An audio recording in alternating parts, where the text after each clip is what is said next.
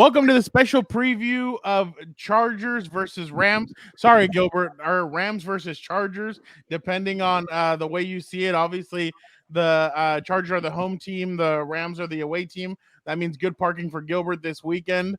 Obviously, I'm Fernando Ramirez. With me, as always, my co-host, my tag team partner, Gilbert Manzano, OC Red Shirt Daily News. But we have our whole team here, the four compas. We got Victor also, and we got Dan and Dago to break down this Chargers versus Rams preview. So I'll ask all three of you guys, what's up, bro?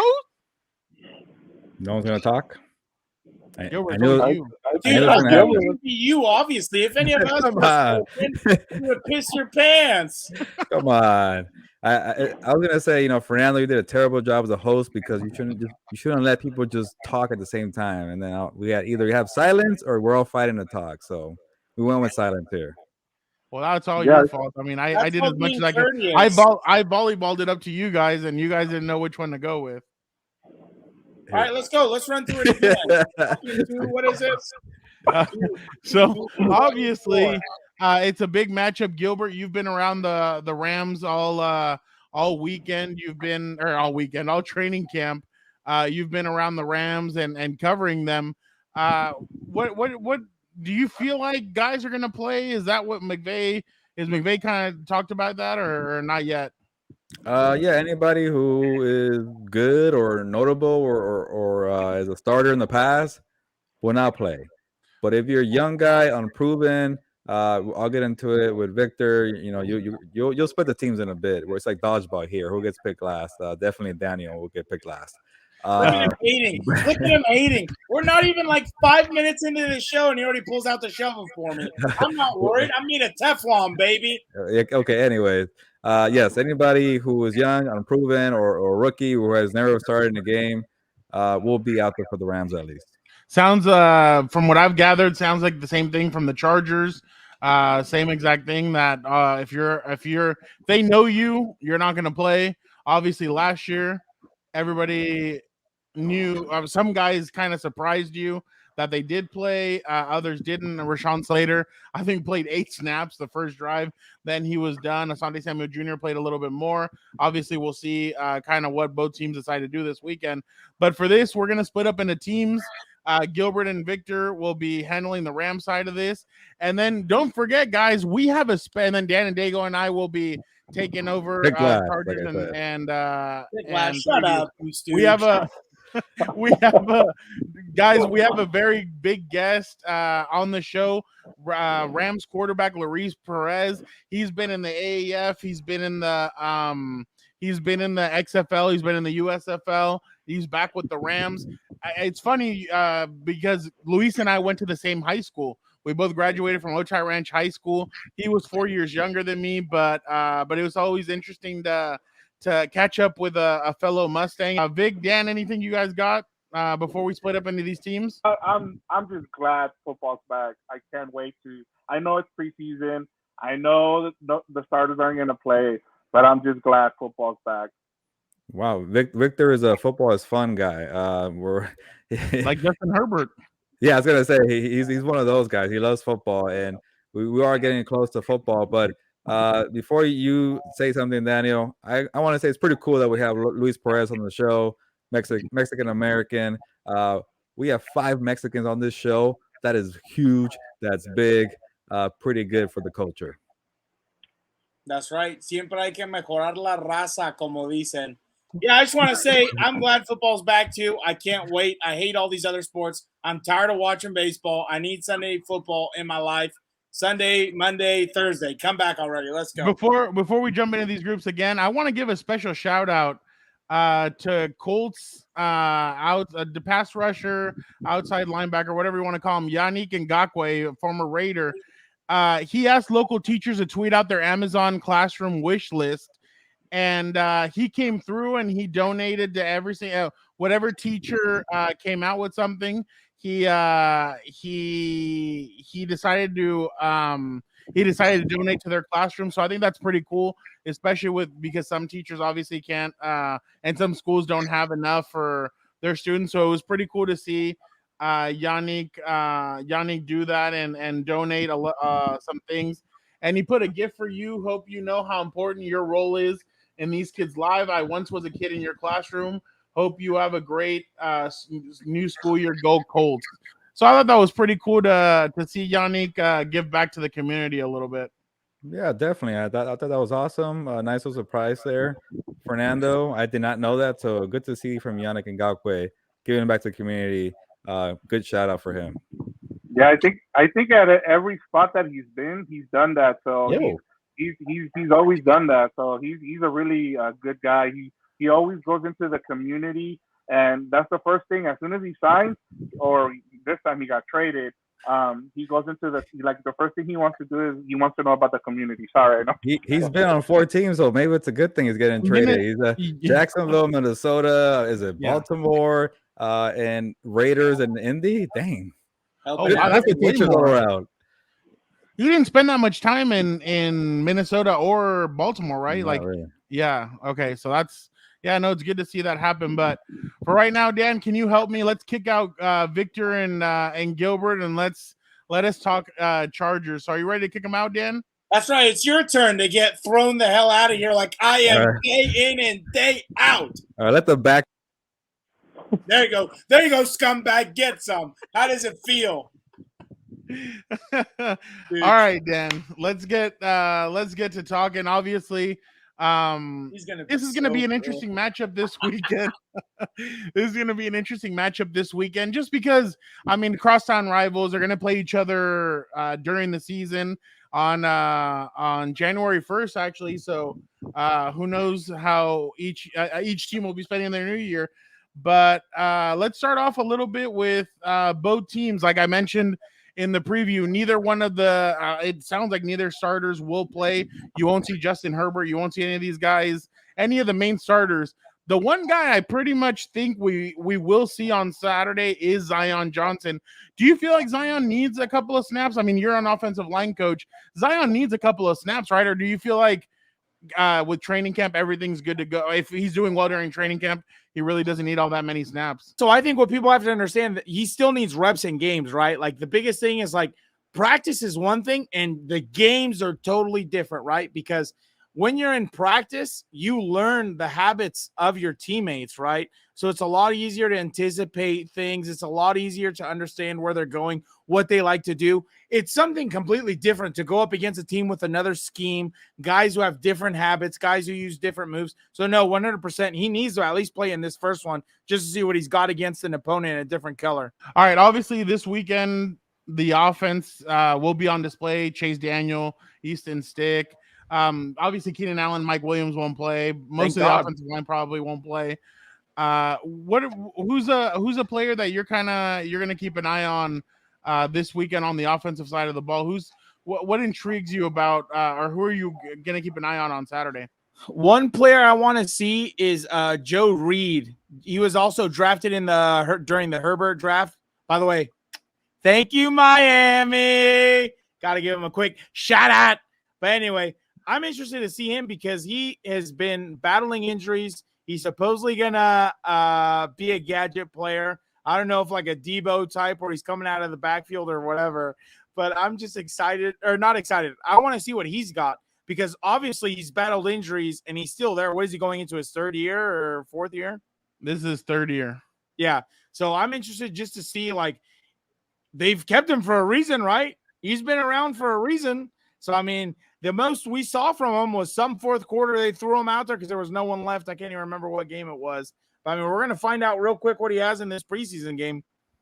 Yeah, no, Joe Reed is a guy that, first, like you said, there's a reason why they've kept him so long. KJ Hill, they kicked to the side last year.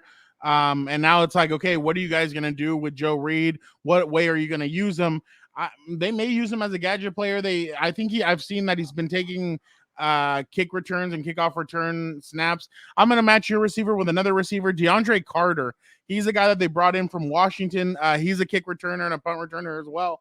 But it seems like he's been kind of lighting it up in preseason. He caught a couple of big-time passes from Justin Herbert a couple of days ago. And he said he models his game after Keenan Allen, that he feels like he's a good route runner. I think I saw I think I've seen that he hasn't really played with a big time quarterback yet. So maybe that's what he's been missing to kind of unlock himself. I know last year Andre Roberts had a couple of good plays in the offense. Yep. Usually they were just end arounds and turn and burn and burn the guy, burn the corners. But I think DeAndre Carter could really help on the offensive side of the football. I think that just adds another weapon. And like I've been telling Gilbert, I've been pounding the table. I've been screaming at it. Speed. These guys need speed, and maybe DeAndre Carter is a guy that brings that kind of speed. But Dan, who's another offensive player that you're keeping an eye on? Well, just real quick to go back to what you said, if he's missing a big time quarterback, fret not, my boy.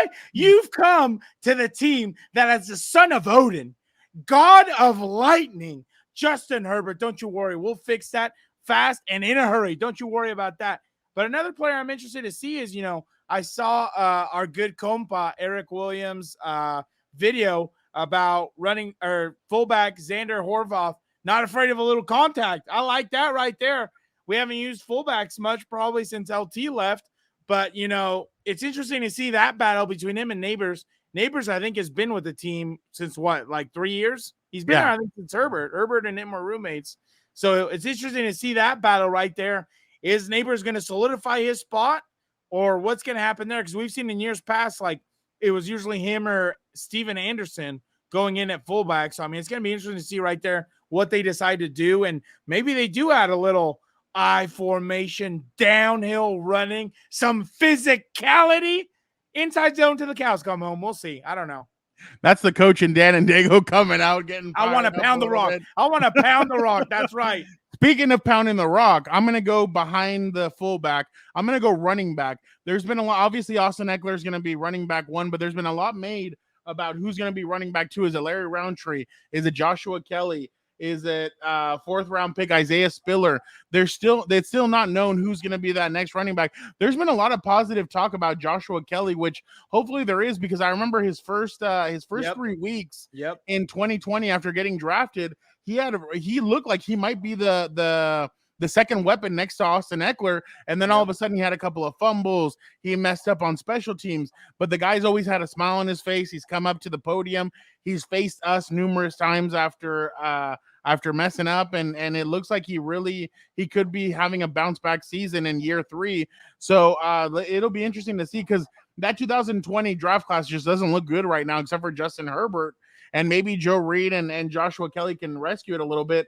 But Isaiah Spiller is going to be interesting because he's more of a bigger back. He kind of, I'm not going to say he's up there with Melvin Gordon in the sense of size and speed, but he is a guy that could be a bruiser, and that's what I think the Chargers need. I also feel like that's why the Chargers are going to use Xander Horvath, is to be a bruiser as well. There were times last year where they could not run the clock out. They needed to use Justin to throw it to run the clock out, because let's be honest, Austin Eckler's not a running back that typically can run the clock out. He's not a big bully that can just knock you down, knock you on your behind and run the clock out. So I think they're going to need some of that. Isaiah Spiller seems like a guy. Xander Horvath seems like a guy like that. So that's going to be interesting to see both of those guys. But 100% totally agree. I think some of the best teams, when they get going, like we've seen it with Tampa Bay, we've seen it in New England, we've seen it with some of these other teams. When you're 2 or 3 backs deep that are solid, like can produce, I think that's when teams just go from great to elite, and that just elevates their game completely. That's what I think the Chargers have been missing the whole time, is a bigger back to give Austin Eckler a few plays off just to punish the defense and tire him out. But now let's go to I feel like, you're an offensive line coach, but I feel like defense is kind of your bread and butter. I think you like having a tough defense. 100%. I mean, am I wrong in that one? No, 100%. If I could, well, obviously the rules have changed and we cannot play like this anymore, or you'll be executed. But I love that type of, like, with the way the steel curtain was known as was, hey, dude, you're going to try and get across the line of scrimmage, you are going to be punished. Absolutely. This was a tough area for the Chargers last year. And I mean, I know obviously on the offense, we're a little bit more positive just because you've kind of seen it. Justin's there. That when it all comes together, they should be able to get it together. The only part that the one thing is, I do think that Storm Norton and Trey Pipkins should play, and I do feel like they should play most of the game just to kind of 100%. see what each one of those guys has. But that's the real big question mark for the Chargers, I think, is on the offensive side. On the defensive side, they have a lot of question marks. Can they put this all together? They got a lot of guys. They got J.C. Jackson. They got all these guys. But the thing is, J.C. Jackson isn't going to play, most likely. Derwin's not going to play. Joey's probably not going to play. Khalil Mack certainly still coming off that foot injury. I don't expect him to play. Sebastian Joseph Day, all these brand new guys that they got, they're not going to play. So it wasn't like last year where they carried over a lot of the guys from 2020. They had a good mixture of guys. Here it's going to be like, hey, we're bringing all these weapons, but they're only going to practice and they're probably only going to play during they're only going to play against somebody else when they have to face the Cowboys in that joint practice. So here is how are these guys going to mix together? How are they going to be able to do? But on the defensive side now, looking at it, kind of what's your area? Because like you mentioned it right now, the middle linebacker. The middle linebacker is it's one of those positions that like in Brandon Staley's defense, it's the pass rushers, the defensive line, and the secondary is really what shines. The linebackers are kind of they don't need to be that Ray Lewis at that level that you're talking about. Yeah. But what are you looking for from the linebackers? Yeah, right. Like they're basically there to fill holes and just be sure tacklers in the run game and stuff like that. And like that's the problem that they had last year. They couldn't. Those guys weren't tackling. They couldn't fill. They couldn't tackle. I won't say names because I'm not trying to bury everybody like your Stooge co-host over there, but that's cool. But you bring in Troy Reader, Super Bowl winning Rams. I mean, Zebras kind of help, but I mean, whatever. What are you gonna do? You got Amon there from last year. Amon made a couple plays when he was in there a few times last year. I think he registered a sack against the Vikings, Minnesota. At home. And exactly, the Vikings at home. Delayed blitz. It was a thing of beauty. And there's a new guy, Damian Lloyd, who seems to be gaining momentum and everything. So it's gonna be interesting because like the problem is too, like Kenneth Murray, to my knowledge, hasn't been practicing. Correct? No, he had ankle surgery. Gilbert kind of gave me that before we jumped on. He had that ankle surgery and he still hasn't practiced. He's still on the he's still not working out or anything with the team. So he might be a season decision, not a season decision, but he may not be ready for the start of the season. You just don't know. So they're gonna have to do with what they have right now, and Kenneth might not be back in time for the season to start. Yeah, so who knows what's even going to happen there, right? Because he's essentially like, by not getting reps now, he might be, taking himself out of a job right there. Yeah, Kenneth is not penciled in as a starter. He's a guy that was going to have to come in and fight for his position. Just because last year, I mean, you kind of saw it at some points. They moved him to. It felt like Kaiser White and Drew Tranquil had the partnership. Yeah, and they were doing well together, and they kind of had to move Kenneth to outside linebacker. It wasn't working at outside linebacker, and for some reason that we still haven't found out why, they decided to play him most of the game against the Raiders, and he kind of suffered in that game too. So maybe he just wasn't right. Maybe that ankle did bother him because he suffered that ankle injury a year ago during the practice that they had at SoFi Stadium. I remember Gilbert, Uncle Joe, and I were standing right there, and he comes over and he starts screaming, and you're like, oh my God, like a man should never have to scream like that. Like it was just crazy. And then 3 weeks later, he injures the other ankle against the Dallas Cowboys, and it also looked nasty. So maybe he wasn't right and he needed the ankle surgery, but he rushed it back. Yeah, who knows? Yeah, and it just hasn't come together for him. So and that's obviously two defensive systems now. Gus Bradley's and hasn't worked, and now so far in Brandon Staley's it hasn't worked. So you're at the point now where you're kind of teetering on this or get off the pod. That's right.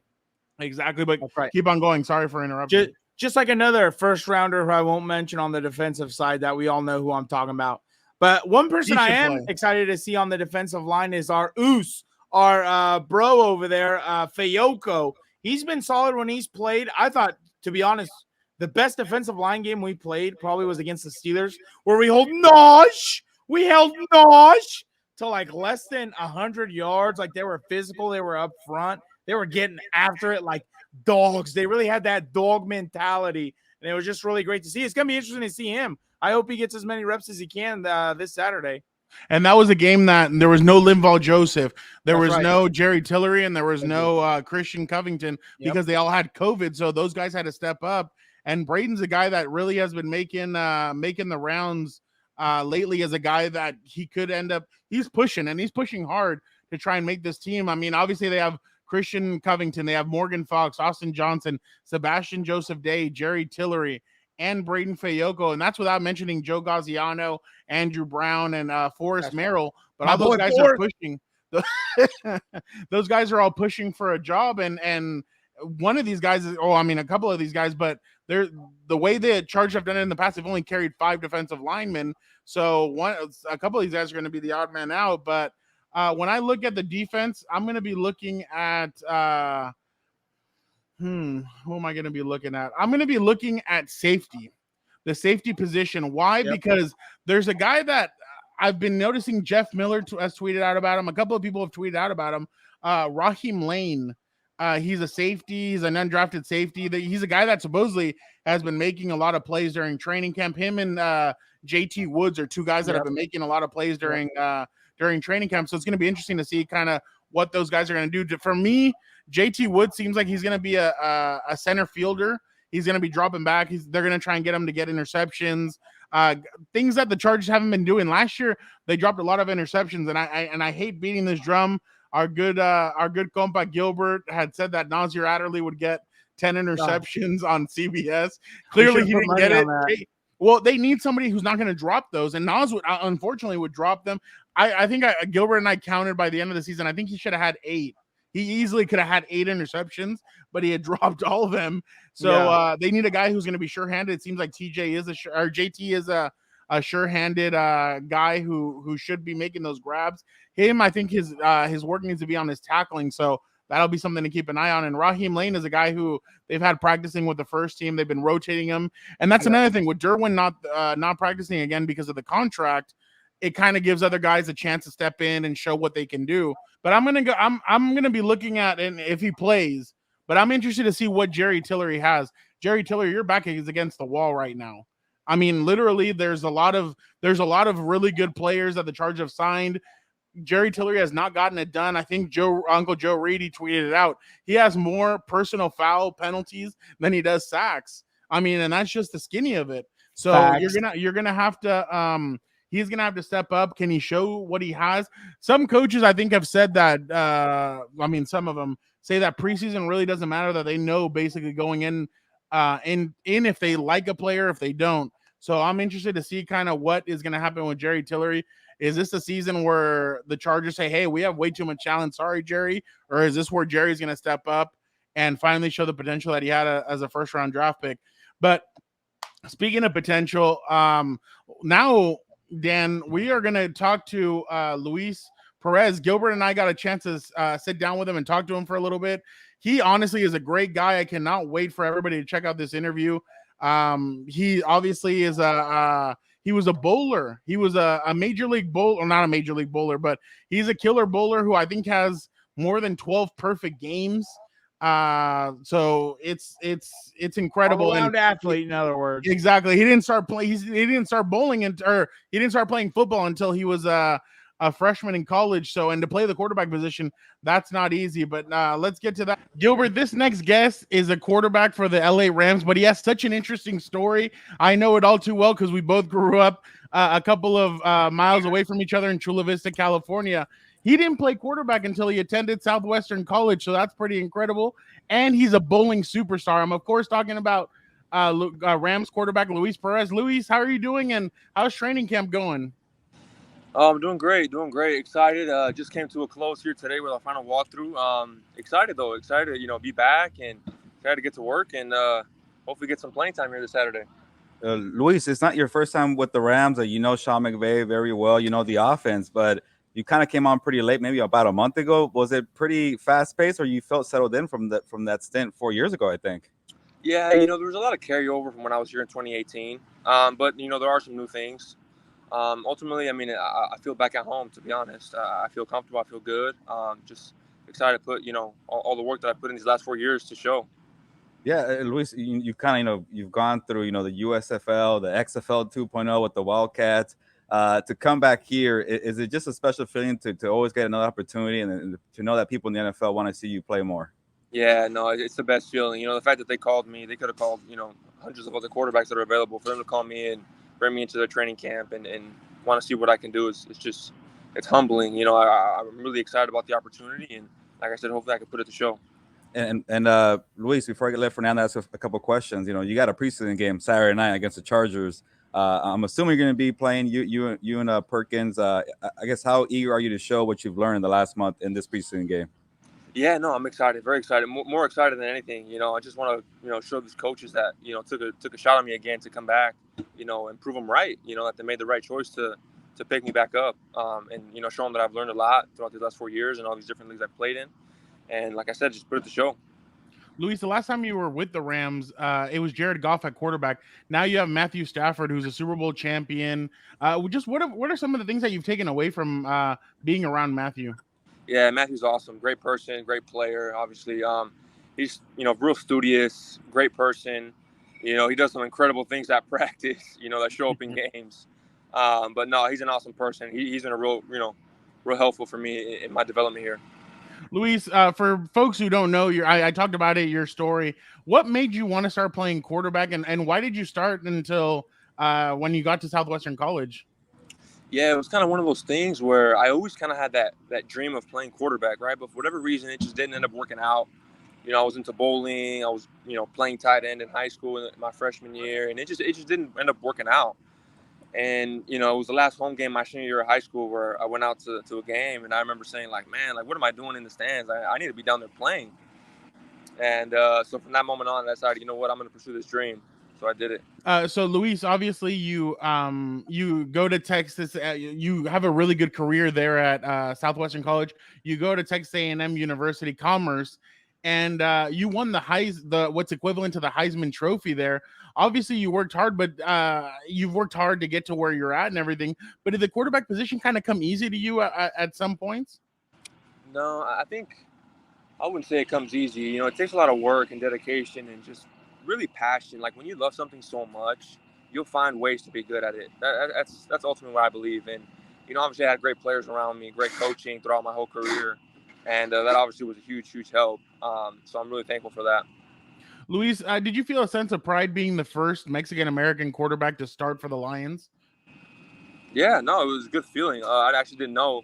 I didn't really know about that statistic until after. But yeah, no, it's definitely a good feeling, to hopefully, some young guys that, want to play the position that I know it's kind of limited, in the NFL or all these leagues. It's pretty limited being Hispanic. But yeah, no, I mean, it's just open for all these guys to go out there and say, you know what, I can do it too. What did it feel like to win the national championship in 2017? Yeah, that was the greatest accomplishment. The biggest thing when I signed to Commerce was I told them that we were going to win a national championship, and if not, it was a failure. And everybody bought in, coaches. I mean, everybody just knew, like, hey, you know what, we're on a mission, and we had the great players and great coaching around us, and it was an unbelievable feeling that we accomplished that we had said in the very beginning. Gilbert obviously asked you about playing in the different leagues that you have been, but do you kind of go into every season with like a checklist of stuff that you want to grow at, stuff that you like, I want to work on my footwork, I want to work on this, I want to work on that? Or how do you feel like you've, basically grown these last few years in those leagues? Yeah, I think the biggest thing is you have to kind of have some form of that, just with having goals, right? Having short-term goals, having long-term goals, and just knowing what you need to work on and knowing what other people are saying. Hey, you know what? We like you, but you need to work on this or this. And, there was a lot of those things that I just honed in on the last 4 years. The biggest thing was just lack of experience, right? Me only playing really 4 years of football before, coming to the Rams was really not a lot of ball, right? In 4 years. Think about you think about guys that, play since they're 4 or 5 years old, and then now they're 25 plus years in playing. I had 4 years before making it here to the Rams in 18. So, yeah, I think, like I said, the biggest thing is just having goals and obtaining those goals. And Luis, obviously you grew up 2 hours away from LA. How many Perez's are going to be at SoFi Stadium this Saturday? I'm not sure. That's not a question for me, but hopefully we see a lot of people out there. Family members. Like, are you going to have a lot of family members there? Oh, yeah. Family members, yes. A lot of family members, yes. No doubt. How excited is it going to be for you? I mean, I know you've already done it before, but how exciting is it going to be for you to walk into the locker room on Saturday and see the last name Perez on hanging up in a Rams jersey there when you get to the locker room?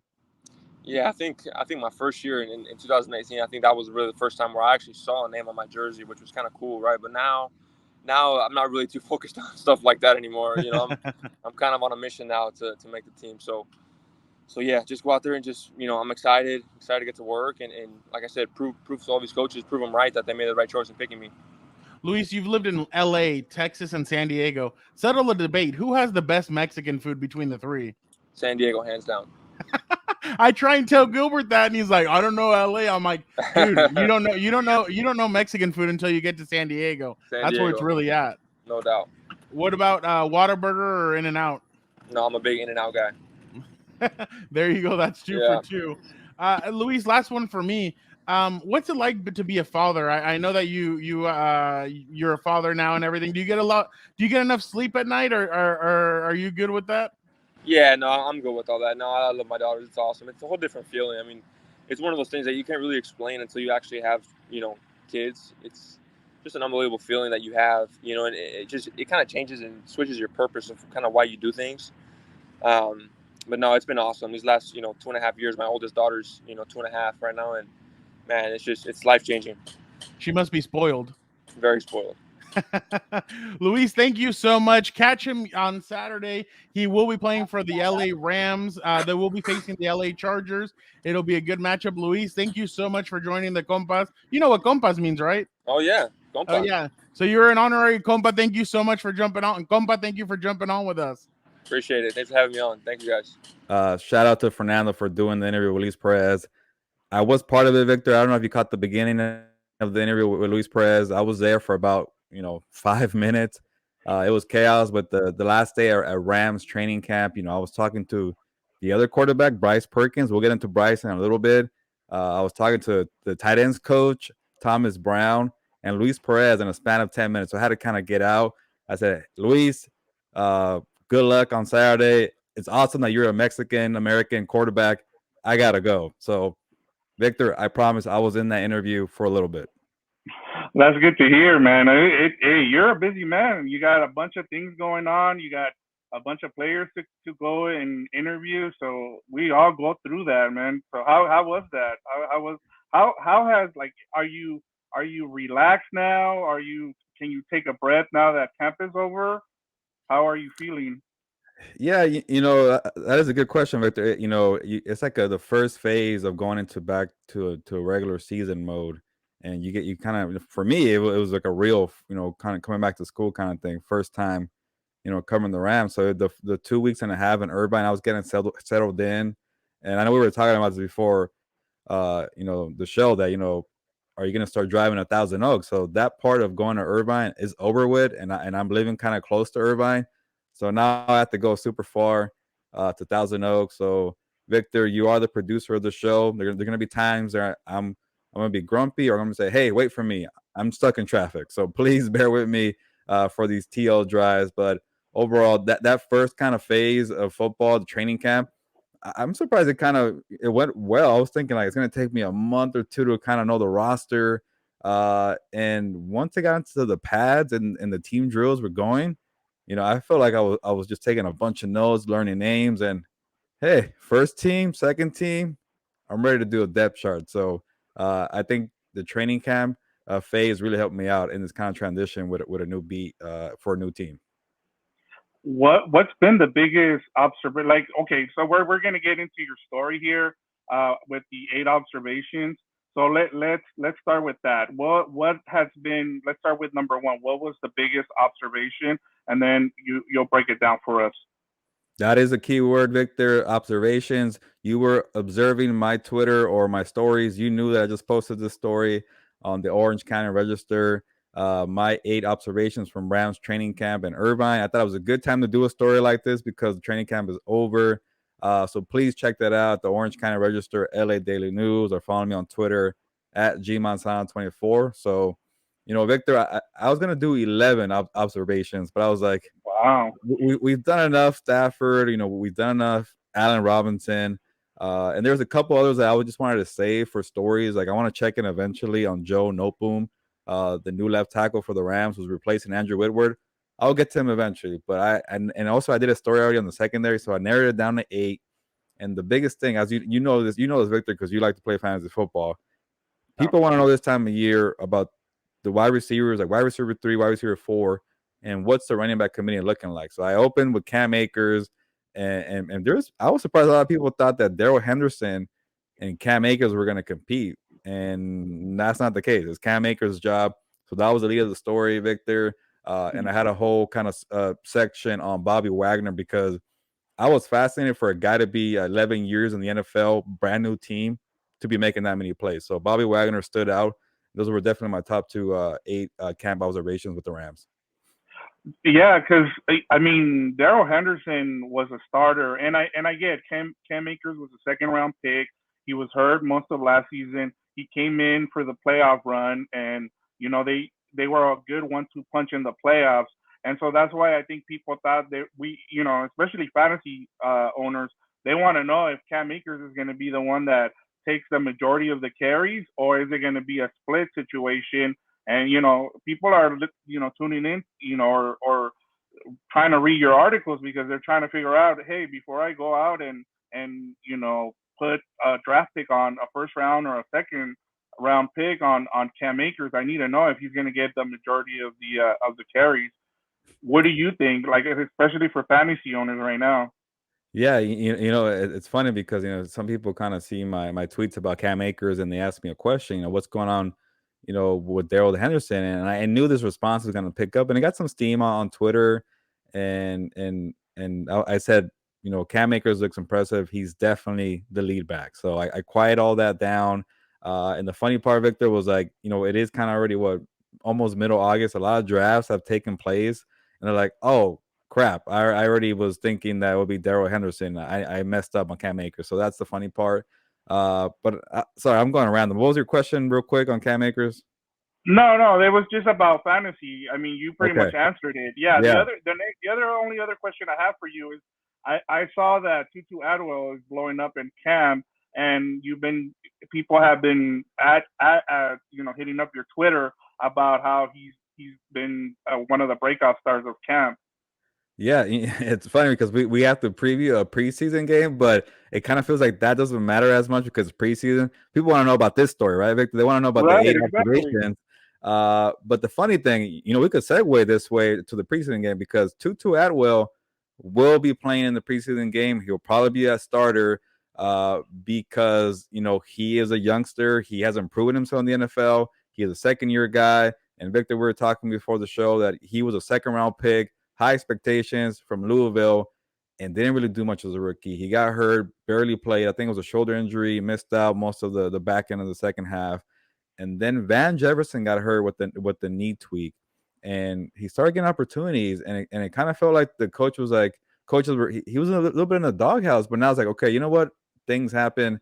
Let's design plays for Tutu Atwell. Let's help him out with his skill set. We got to make life easier for Tutu to find his groove. And they started designing plays to extend the speed and get him downfield. Like there was one of the prettiest plays, Victor, from the camp was a John Wolfer rollout to his left, throwing across his body to the other side of the field, finding Tutu Atwell 50 yards downfield for a touchdown. When you roll out like that, you create time, you buy time. You don't need much time for Tutu. And then Bryce Perkins, he's just throwing up prayers for Tutu. That's how much you trust Tutu. So he was definitely one of the guys I observed and stood out to me in training camp, but he has to prove it in the preseason. These flashes in camp are nice. They're getting people excited, but he hasn't proven anything in real games, and that's why Sean McVay said he's going to play. So he's definitely going to be a story come Saturday night against the Chargers. It's going to be a lot of non-starters and players you don't know or who you're familiar with, but Tutu Atwell you will know. He will be on the field, so I'm definitely going to have my binoculars out there on Saturday night and keeping an eye on number 15. Yeah, that was one of the names we were going to talk about was Bryce Perkins, so you already brought him up. For me, I think we were just, before we jumped in, we were talking about the punting and how it's weird not to have Johnny Hekker on. Like, he came with the Rams from St. Louis. Like, he had a show out there, a radio show. He was part of the community here in LA, so it's really, how has that been? Yeah, that was another one of the notes, Victor. I think I wrote is like, I think there's a competition, a punter competition because, I have it here. So let me just check real quick. it was Sean McVay and special teams coordinator Joe DeCamillis. Hopefully, I'm not butchering his name for Joe D. But they both confirmed that there is a punter battle. Riley Dixon is a guy who knows the special teams coordinator from the days in Denver. He's a veteran, and he was brought in to replace Johnny Hecker.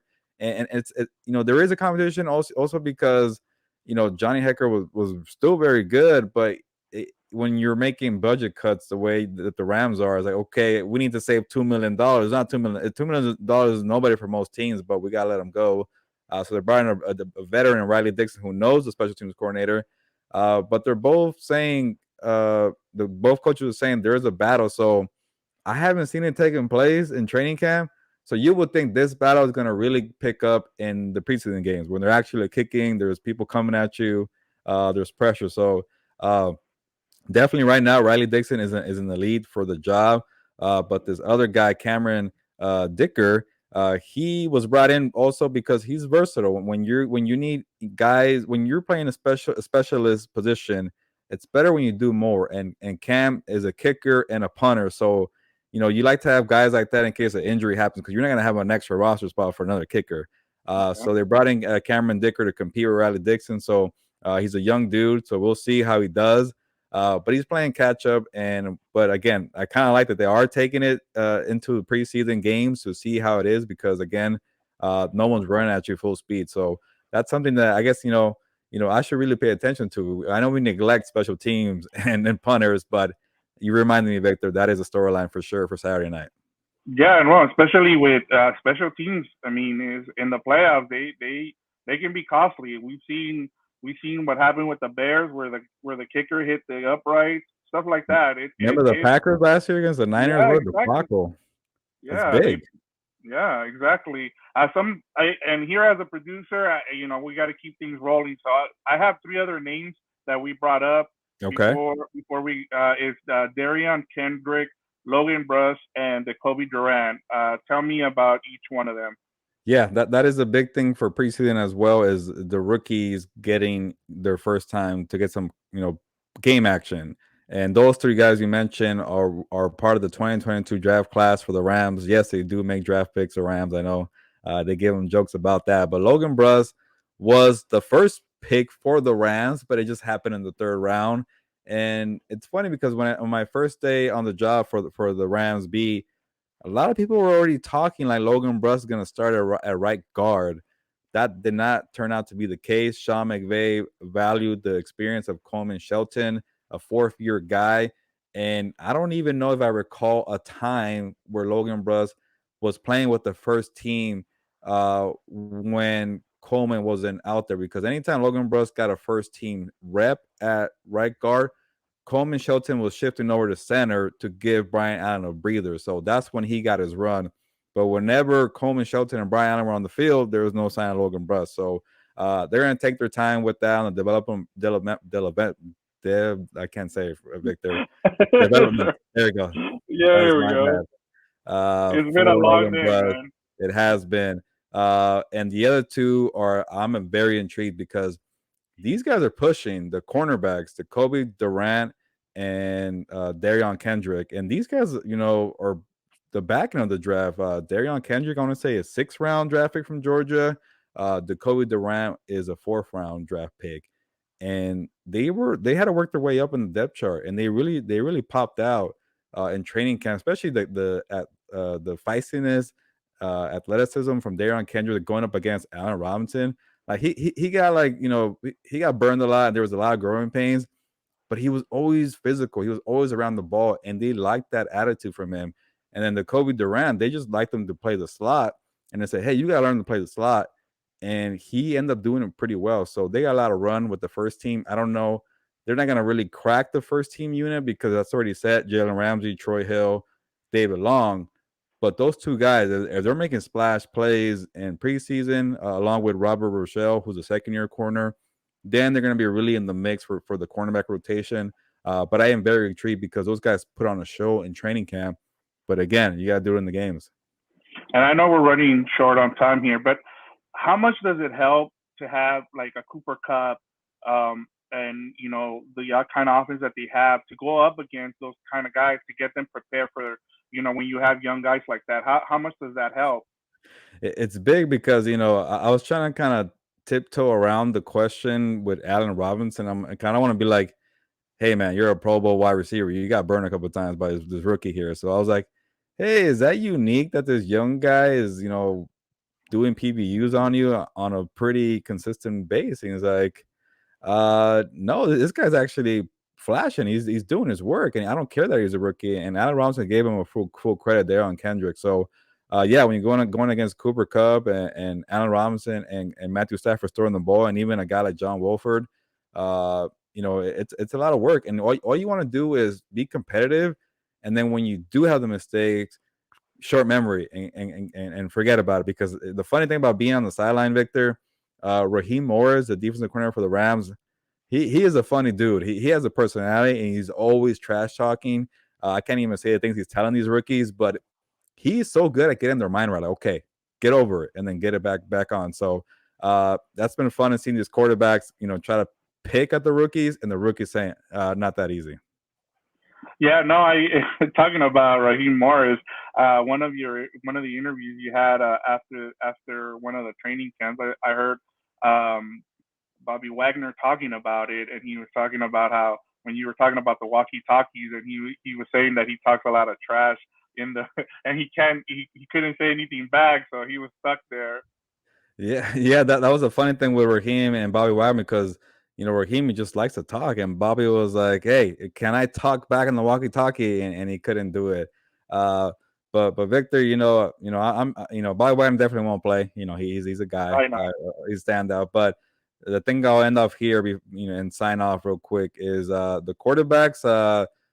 Bryce Perkins will be the starter on Saturday night. It will not be John Wolford, definitely not Matthew Stafford, because what's going on with Matthew Stafford with the elbow, they got to protect John Wolford too. So you won't see the number 2 quarterback. It'll be Bryce Perkins and hopefully Luis Perez. I think he was saying he wasn't sure yet, because maybe they'll give Bryce a full game, because Luis got into as you guys saw in the interview, he got to the team a month ago, so it's pretty fast paced. We'll see. But those are the 2 quarterbacks.